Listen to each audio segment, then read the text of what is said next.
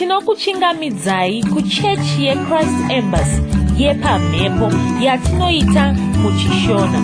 Iko zvino hapachina chikonzero chokupedza svondo rose usina kupinda chechi, nokuti painopindwa unenge usipo, kuda wakanga uri kubasa pakaenda vamwe kuchechi, kuda wakanga uri parwendo, kuda chechi yeChrist Embassy haisati yakuwanikwa kwaunogara, kana kuti unofarira hako kudzidza shoko raMwari nechishona. Ino ndiyo yave chechi yako. Chipinda tinamati. Ndinoda kukuchingamidzai munamato watinoita muchechi yeChrist Embassy, watinoita pamhepo nechishona. Tinovimba kuti makava nesvondo rakanaka uye nomwedzi wakanaka wekunyengetera.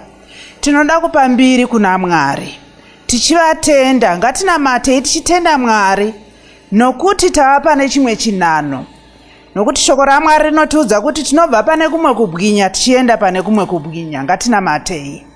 Manterebaka sheterebaka zata reteteribaka shetariba rinteribaka sheterebaga manderebaka shatarabaka zata mateteribaka shetariba manderebaka shetariba reteteribaka zata manderebaka shetariba. Tinokutendai Mwari nokuti makanaka, tinokukudzai nokuti tinokupai mbiri nokuti munorarama nokusingaperi. Upenyu hwedu hwakarerekera kwamuri. Tinobva pane kumwe kubwinya tichienda pane kumwe kubwinya. Makataura mukati meshoko renyu kuti hamutisii tiri toga. Tinopa mbiri kwamuri, tinosimudzira zita renyu. Tinokutendai nesvondo rino. Kudzwai Baba muzita raJesu. Amen. Tinoziva tose kuti Mweya Mutsvene kubudikidza namufundisi wedu Chris vakatipa shoko rechiprofita rokuti mwedzi unowa chikunguru ndowekutenda Mwari. Tinopa mbiri kuna Mwari. Shoko raMwari muna 1 Makoronike 16 verse 8 inoti, vongai Jehovha mudane zita rake, zivisai zvaakaita pakati pendudzi dzavanhu.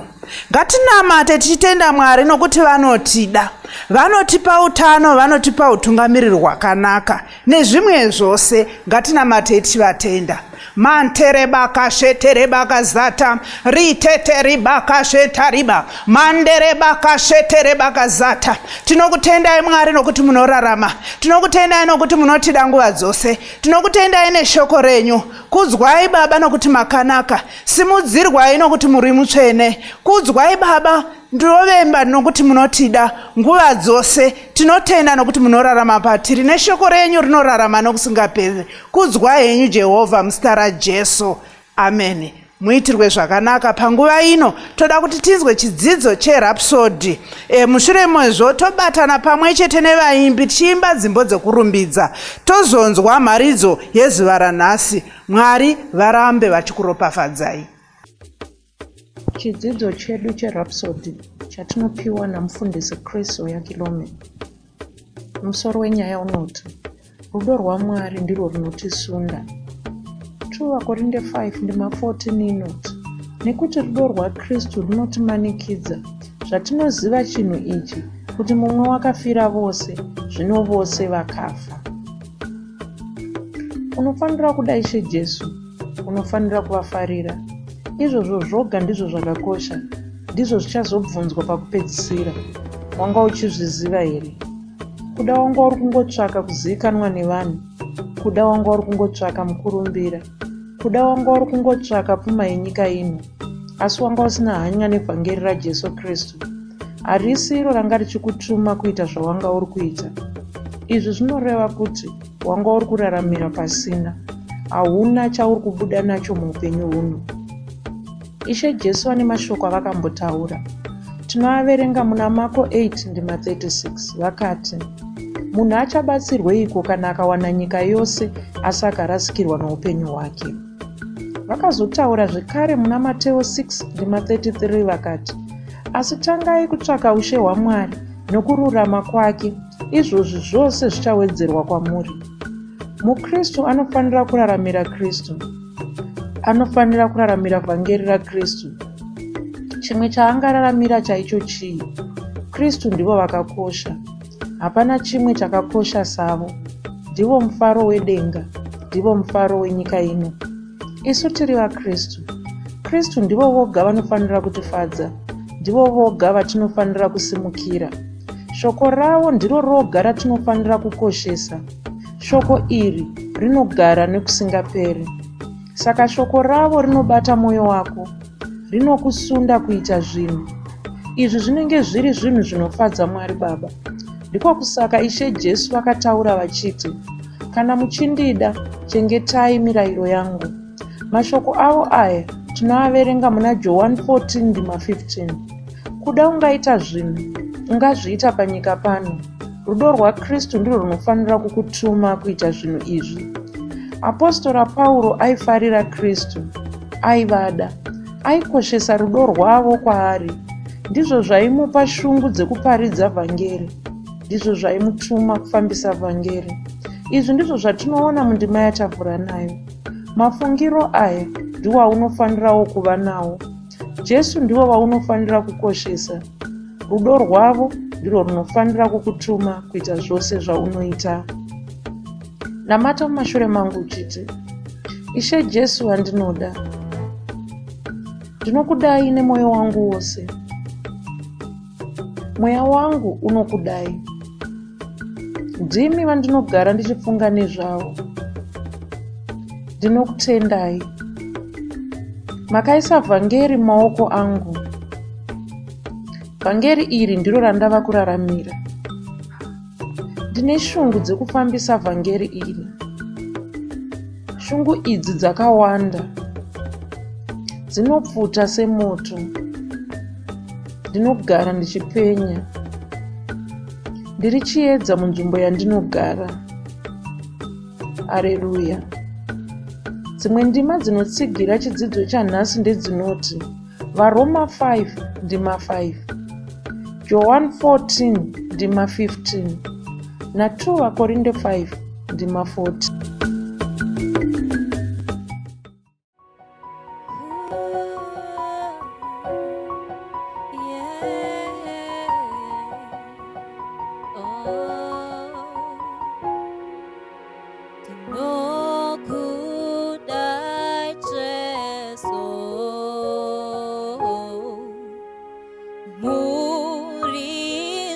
Sasa ndinoda mupenyu wangu, muchido cha moyo wangu, makanaka ndinokudai Jesu.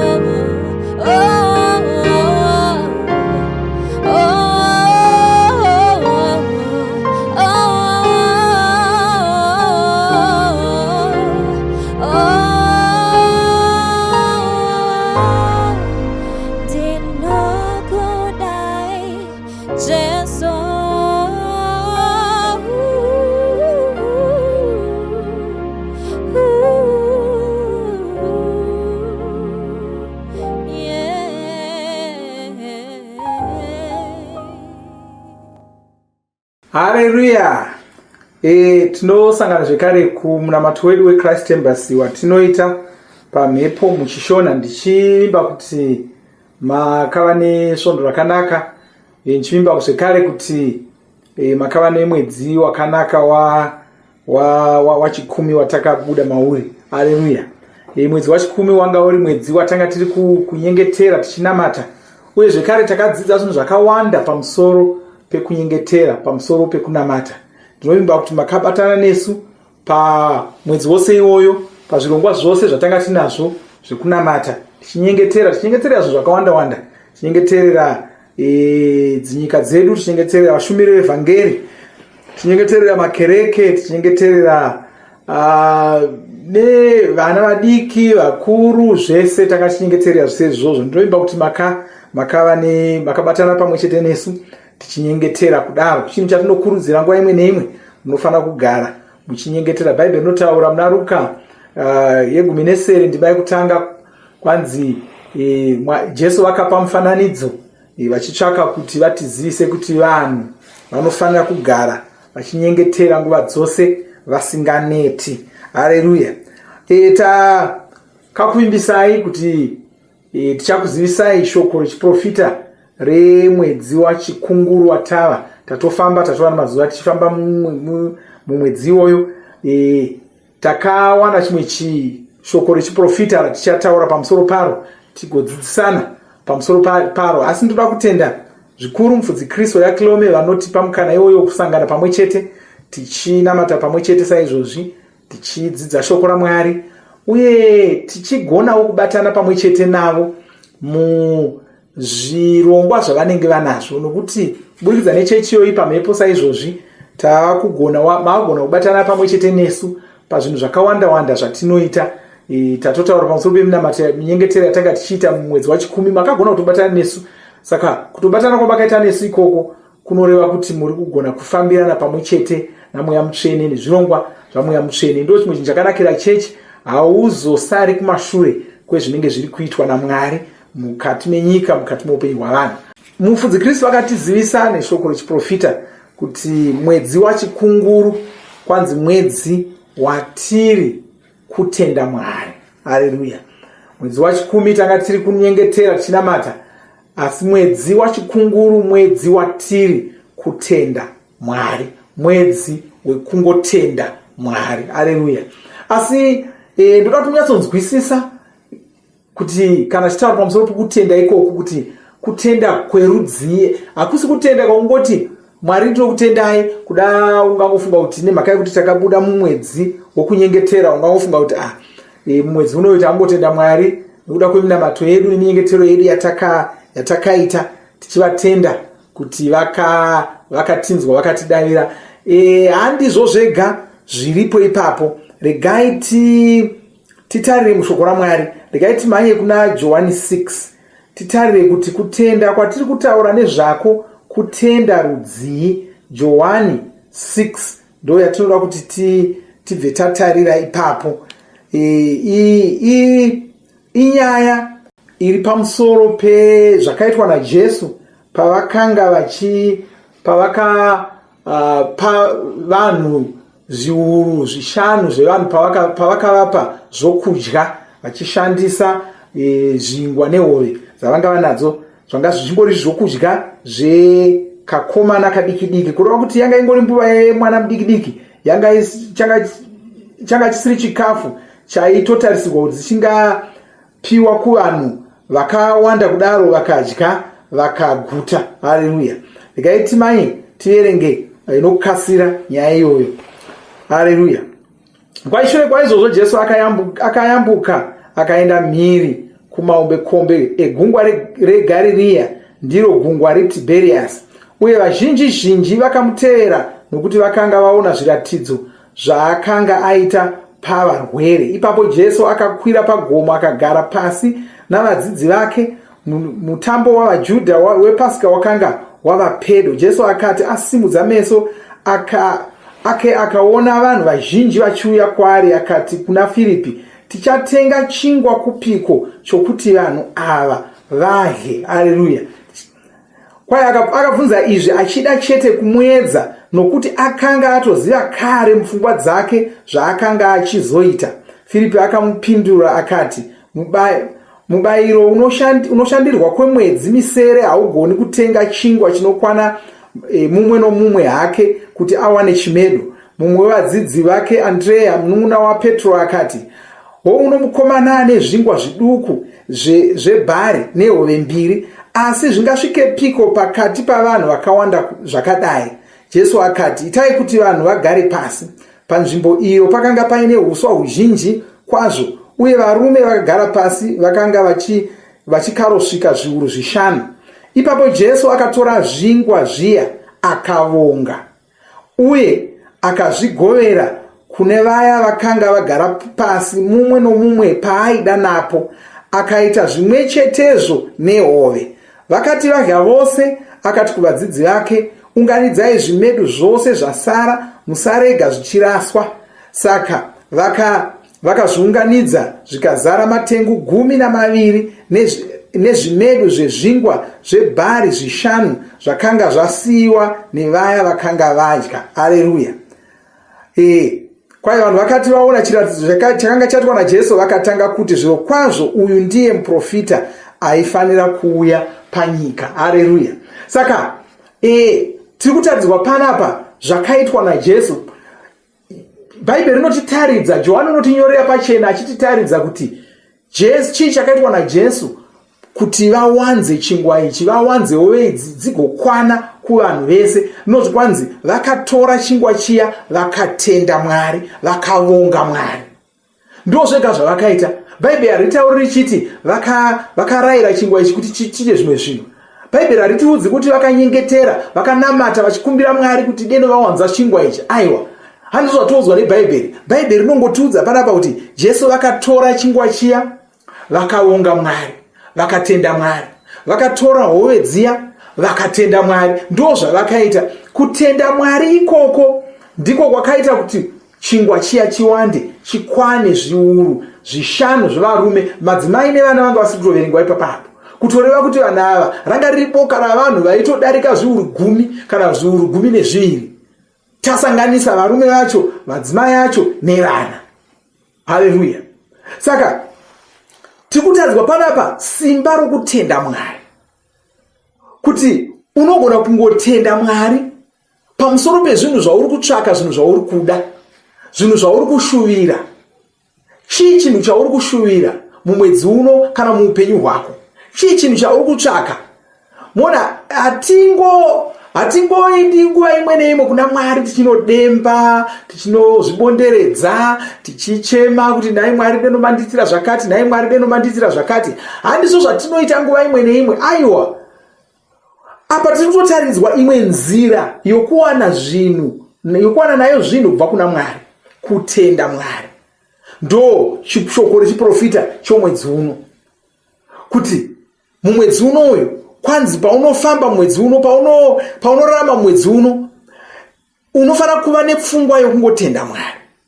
Pfungwa dzako dzinofanira kuzara kungotsvaka kutenda Mwari. Paunonyengetera ukaona chinhu chauri kuda, chinhu chauri kutsvaka, chinhu chauri kushuva, kudai mari yauri kuda utano hwakanaka hwauri kutsvaka, uri kukanganiswa nourwere, kuda vana vako vauri kushuvira zvimwe zvinhu, kuda vabereki vako vauri kushuvira zvimwe zvinhu, kuda mabasa ako auri kuda kuti afambe zvakanaka. Kwanzi mumwedzi unoyu dzidza chimwe chinhu, dzidza kungotenda Mwari. Chidzidzo chatiri kudzidza, chidzidzo chitsva chatiri kudzidziswa, nokuti vazhinji vedu tinozviziva kuti takadzidziswa ngomanyira unokumbira, nhai Mwari deno mandiwedzera mari yangu, nhai Mwari deno maropafadza mwana wangu, nhai Mwari deno maita zvakati, nhai Mwari deno maita zvakati. Asi tiri kutadzwa nzira itsva, nzira yakanaka yokutenda Mwari. Mwari ndinokutendai nokuda kwemari yamandipa.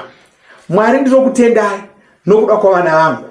Ndinoziva kuti vari kubudirira mudzidzo dzavo, ndinoziva kuti vari kubudirira mune zvavanoita, ndinoziva kuti vakachengetedzwa kwavari ikoko. Hapana chakashata chinogona kuvawira, hapana njodzi inogona kuvawira. Ndinokutendai Mwari nokuda kwavabereki vangu, ndinokutenda nokuda kwamai vangu, ndinokutenda nokuda kwababa vangu, ndinokutenda nokuda kwautano hwavo, Ndiri kutendai nokuti vakadzivirirwa, vakachengetedzwa, mabasa avo ari kubudirira, ari kuvapa chimuko muzita raJesu Kristu. Uri kutenda Mwari pose paunofunga pamusoro pechinhu chauri kuda, pose paunofunga pamusoro pechinhu chauri kutsvaka, wobva wangotendeuka, woshandura, wotanga kungotenda Mwari. Ndo zvakaitwa naJesu. Vaida kupa vanhu vakawanda zvokudya, vanga vachingori nehove mbiri, vanga vachingori nezvingwa zvishanu.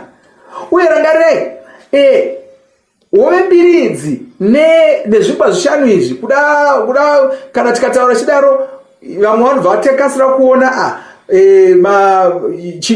zvingwa zvikuru zvatajaira kuno, kana mazihove mahombe. Aiwa, kwanzi iyi yanga iri nguva yechikomana chidoko.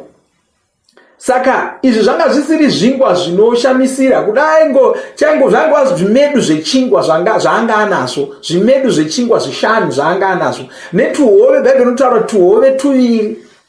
Haleluya. Asi Jesu vakagona kutora zvinhu izvozvo, vakatenda Mwari, vakazvipa kuvanhu, vanhu vakaramba vachingodamburirana zvichingowanda. Waiti kana ukadambura chosara chichikurazve, wodambura chosara chikurazve, wodambura hachiperi. Chidimbu ichocho chechingwa changa chisingaperi. Vadya kwaye vese vakadya vakaguta, kureva kuti wakanga achida kuwedzerwa waenda achinotorazve zvimwe achidya, achida kuwedzerwa achinotorazve zvimwe achidya, kusvikira vese vangotarira zvokudya. Kangani kwawakambosvika pamabiko pana vanhu vakawanda, mukadya, mukasiya zvokudya, mukangoita zvokutarira, mukaenda? Kangani? Ndokupi kwawakamboenda? Muchatoupi wawakapedzera kuenda wamakadya saizvozvo? Mabiko api awakapedzera kuenda amakadya saizvozvo? Asi Jesu vachishandisa iyo inzira yekutenda Mwari, vakagona kuzviita.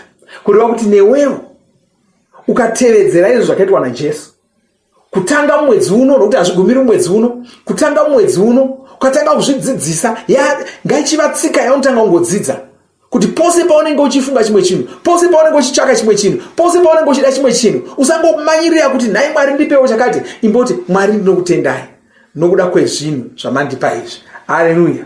Ndoshoko rechiprofita chomwedzi uno wachikunguru, ndoshoko ratiri kufamba naro, ndo chidzidzo chitsva chatava nacho, chatava kufamba nacho. Hatisingogumira, hatisingochiita muna chikunguru munotoguma imomo. Aiwa, tiri kupfuurira mberi. Ndo hwatova upenyu hwedu, upenyu hwokutenda Mwari, upenyu hwokuonga Mwari, upenyu hwokuuya kuna Mwari tichivatenda, tisingadembi kwavari. Haleluya.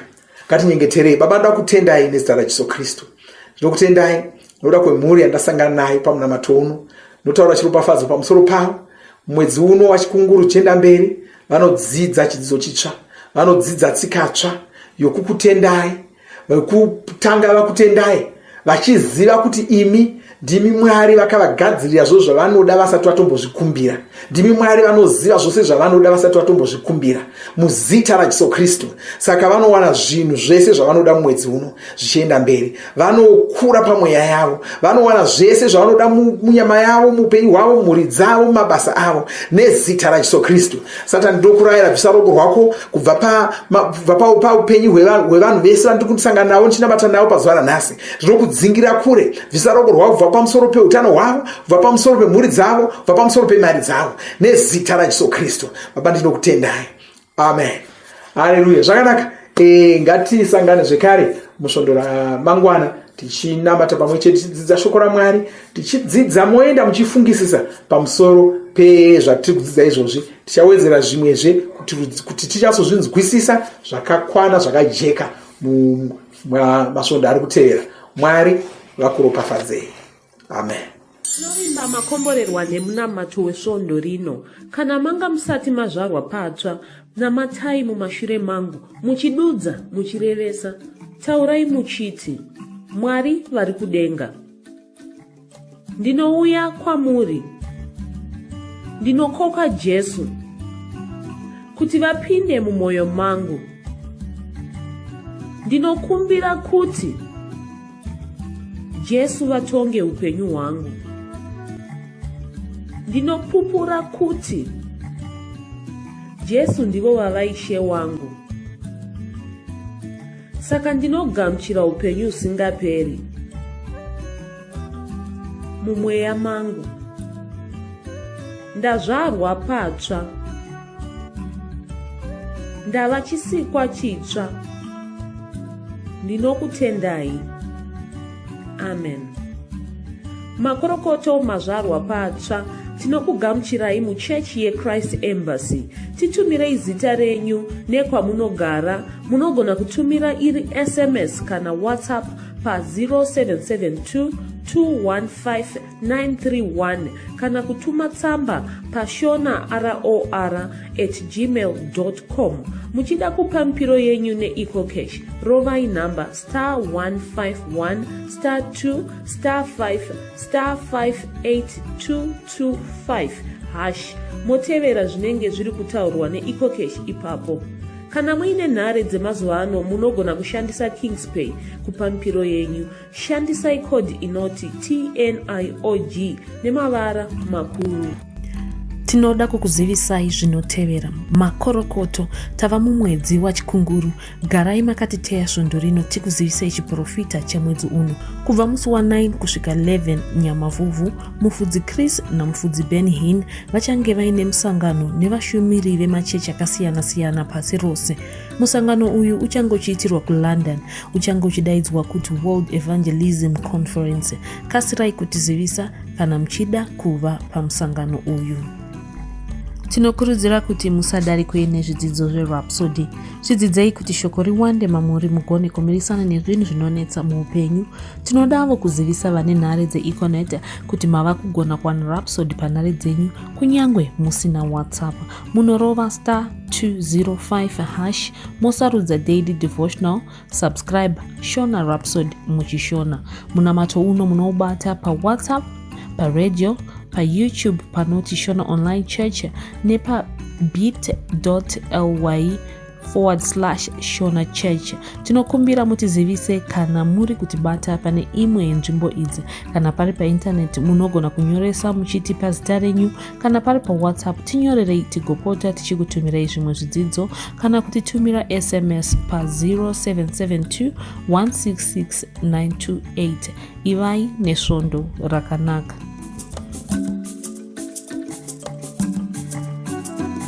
Masoko